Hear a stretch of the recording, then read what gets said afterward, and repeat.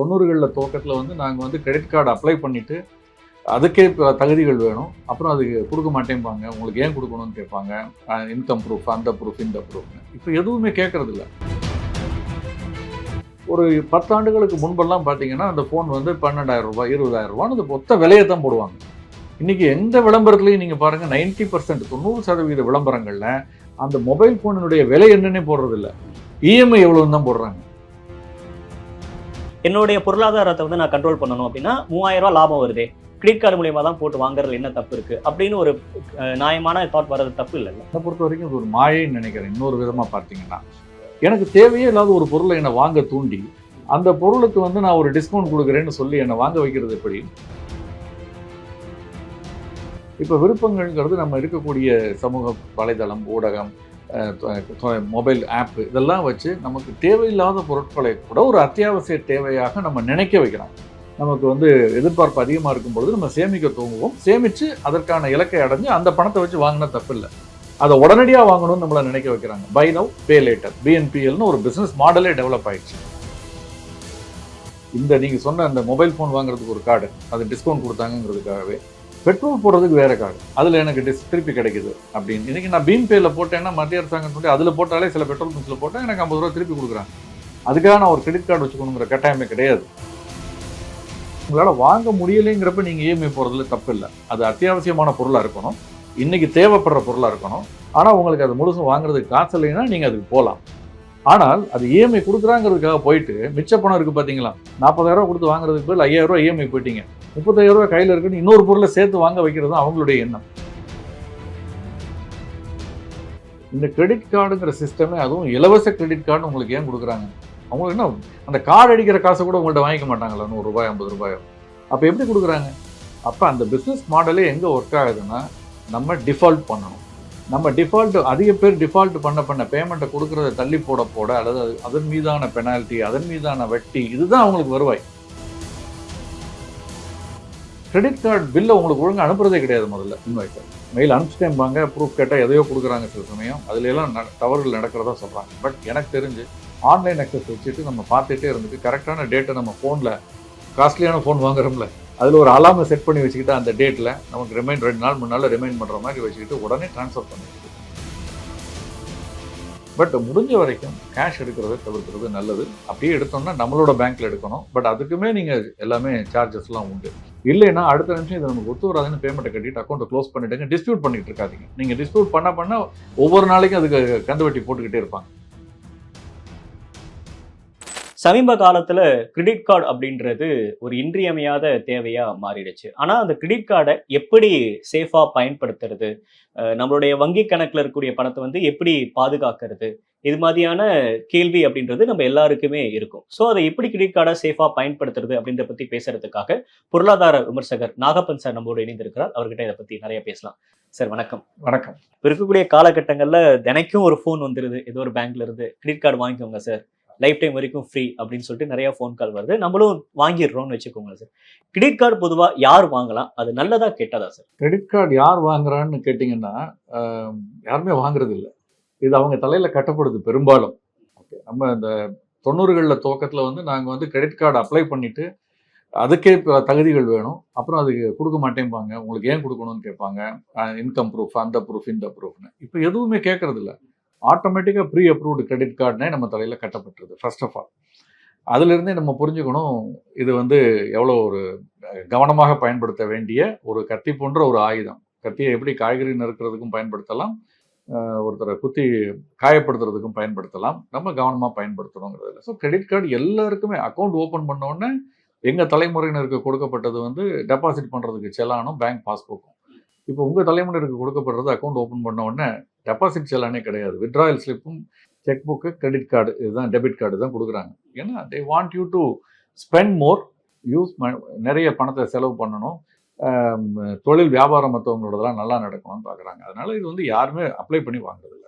ரெண்டாவது, அப்படியே அப்ளை பண்ணி வாங்குறாங்கன்னா வந்து தேவை இருக்கவங்க ரொம்ப குறைஞ்ச பேர் தான் வாங்குறாங்க. அது ஒன்று இருக்கட்டுமே, ஒரு ஆட் ஆனால் இருக்கட்டும் தான் அது ஒரு. பட் அது சரின்னு நினைக்கிறீங்களா சார்? இப்போ எதுக்கும் கிரெடிட் கார்டு வாங்கி வச்சுக்கிறது சேஃப் தான் அப்படின்னு கூட இருக்கவங்க கூட சொல்கிறாங்க.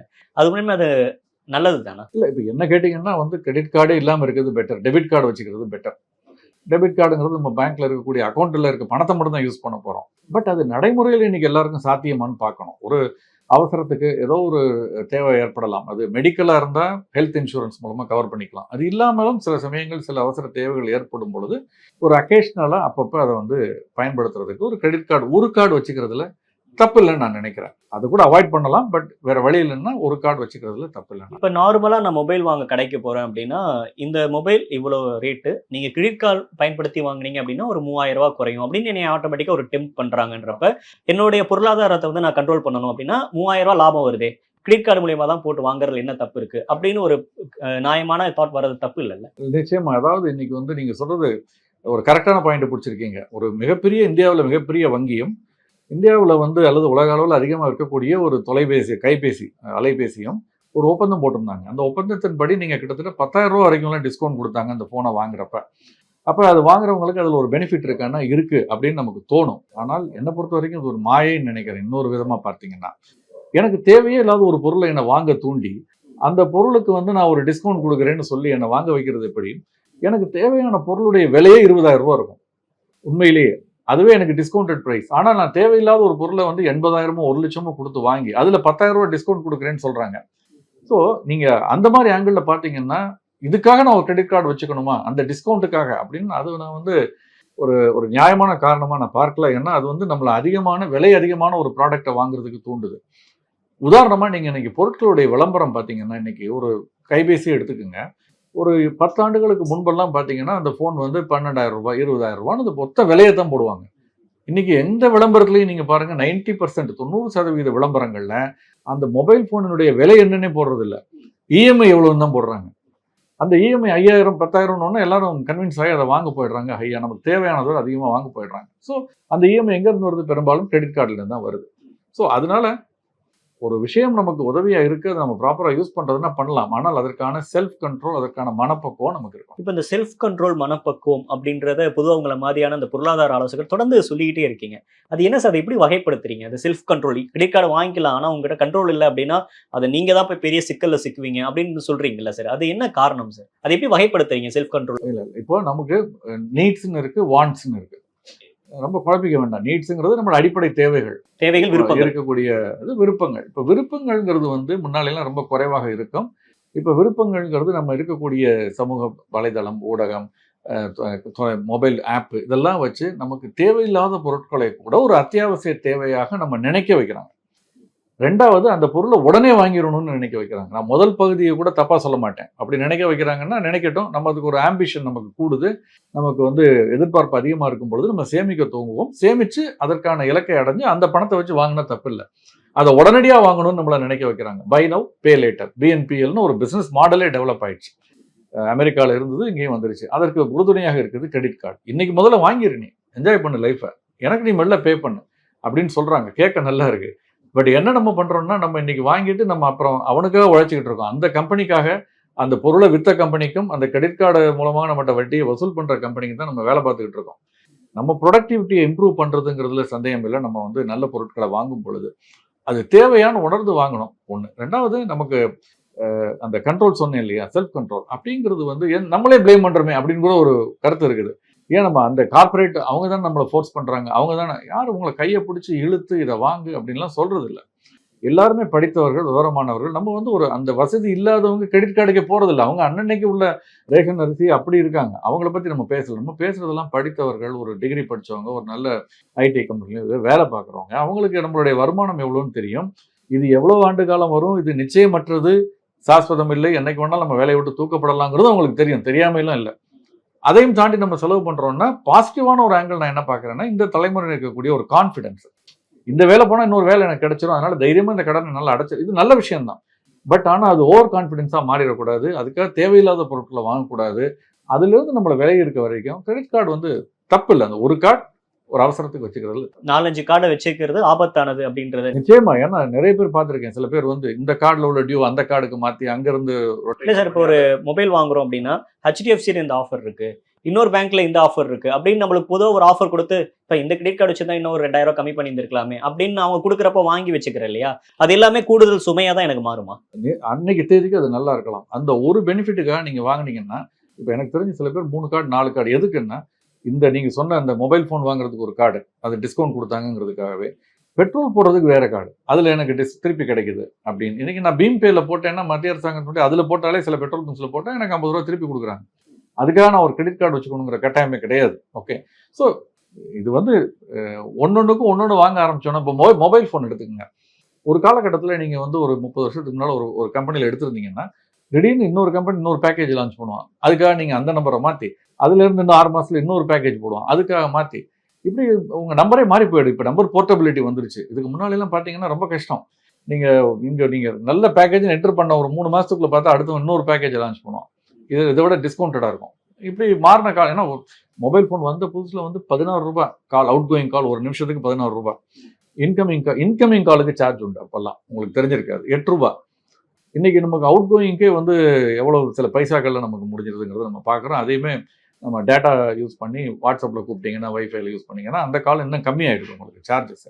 ஆனால் இந்த ஒரு பேக்கேஜோட இன்னொரு பேக்கேஜ் நல்லா இருக்குன்னு ரெண்டையும் எடுத்துக்கிறதோ அல்லது இதுலேருந்து அதில் ஷிஃப்ட் பண்ணுறதுங்கிறதோ நெடுங்கால அடிப்படையில் அது சரியா வராது. நம்மளை வந்து ஒரு வலைக்குள்ள நம்ம மாட்டிக்குவோம். இப்போ ஆடி ஆஃபர்லாம் நடந்து முடிஞ்சிருக்கு சார். இப்போ நான் ஒரு ஏசி வாங்க கடைக்கு போறேன் அப்படின்னா, இப்போ அந்த ஏசியோட ரேட் 42,000 அப்படின்னா, அவங்க வந்து நீங்க உடனடியா இது பண்றத விட இஎம்ஐ போட்டுக்கிட்டீங்கன்னா உங்களுக்கு வந்து கொஞ்சம் சிரமம் இல்லாம இருக்கும் அப்படின்னு ஒரு ஆப்ஷன் அவங்க கொடுக்குறாங்க.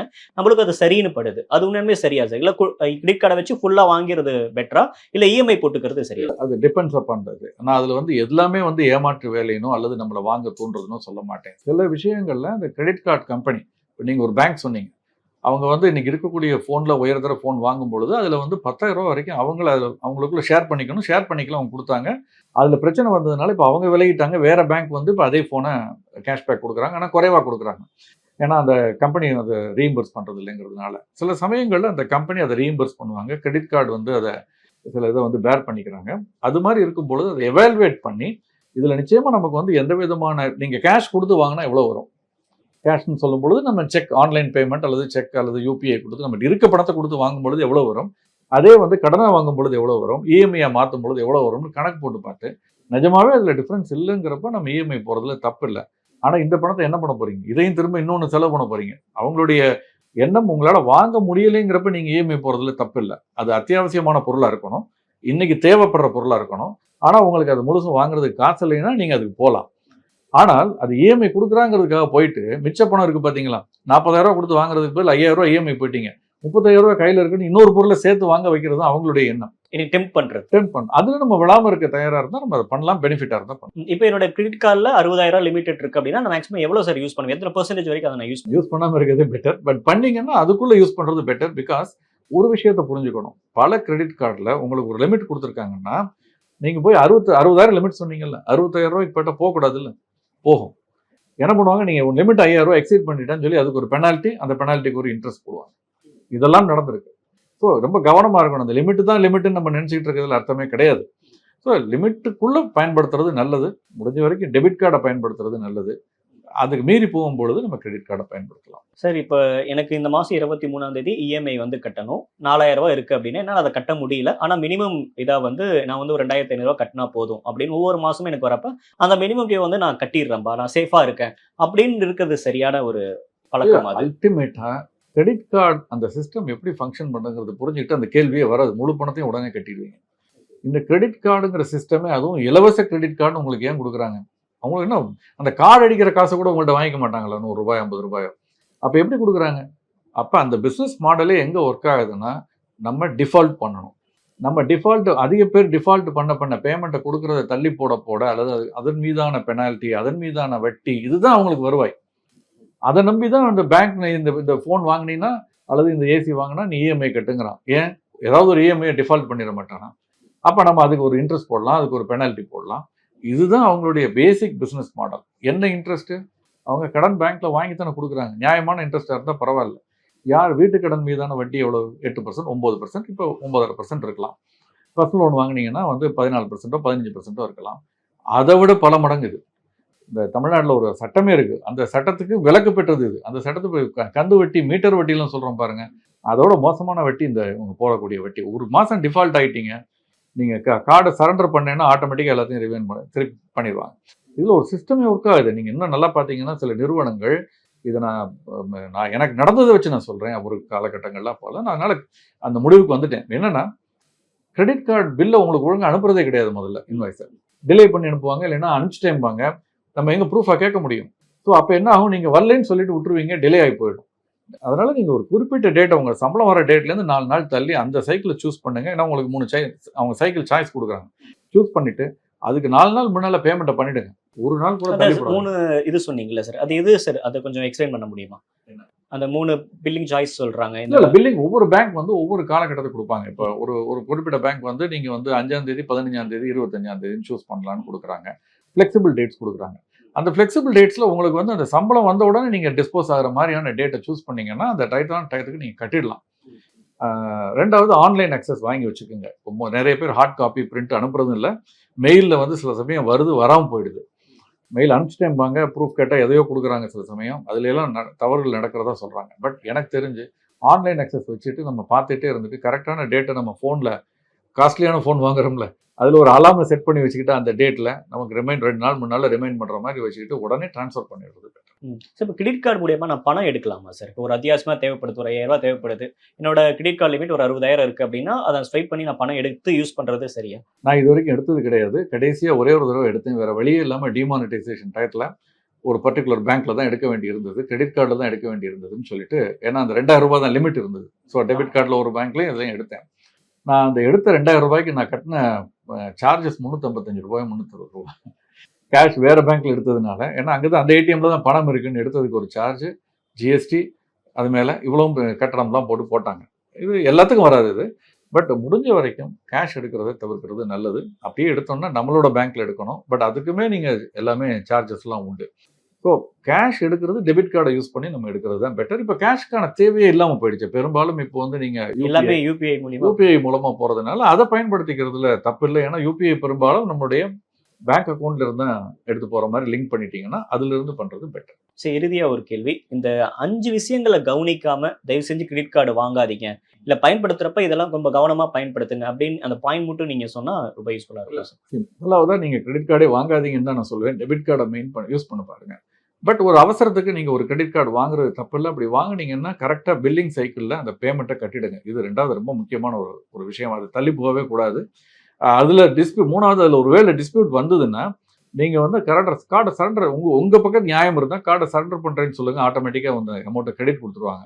இல்லைன்னா அடுத்த நிமிஷம் இது நமக்கு ஒத்து வராதுன்னு பேமெண்ட்டை கட்டிட்டு அக்கௌண்ட்டை க்ளோஸ் பண்ணிவிடுங்க. டிஸ்பியூட் பண்ணிட்டு இருக்காதீங்க. நீங்கள் டிஸ்பியூட் பண்ண ஒவ்வொரு நாளைக்கும் அதுக்கு கந்து வட்டி போட்டுக்கிட்டே இருப்பாங்க. இது ரொம்ப கவனமாக இருக்கணும். ஒரு கார்டுக்கு மேலே வச்சுக்காதீங்க. அப்படியே கிரெடிட் கார்டு வேணும்னு நினைச்சாலும் திரும்ப அதிலிருந்து இன்னொரு கார்டுக்கு மாத்துறேன், இந்த ஆஃபருக்காக அங்கே போகிறேன், அந்த ஆஃபருக்காக இங்கே போகிறேன்னு சொல்கிறதெல்லாம் சரியில்லை. நீங்கள் ரொம்ப கெட்டிக்காரராக இருந்து பெட்ரோலுக்கு தனியாக ஒரு கார்டு வச்சு அதை டயத்துக்கு கட்டிடுவேன், இந்த மாதிரி ஃபோன் வாங்குறதுக்கு பண்ணிடுவேன்னு நினச்சிங்கன்னா 2 கார்டு வச்சுக்கோங்க. But I would not advise you to do. Okay sir, நிறைய விஷயங்கள் பகிர்ந்துக்கிட்டீங்க. நேரம் கொடுத்தவங்க நன்றி. Thank you sir. நன்றி.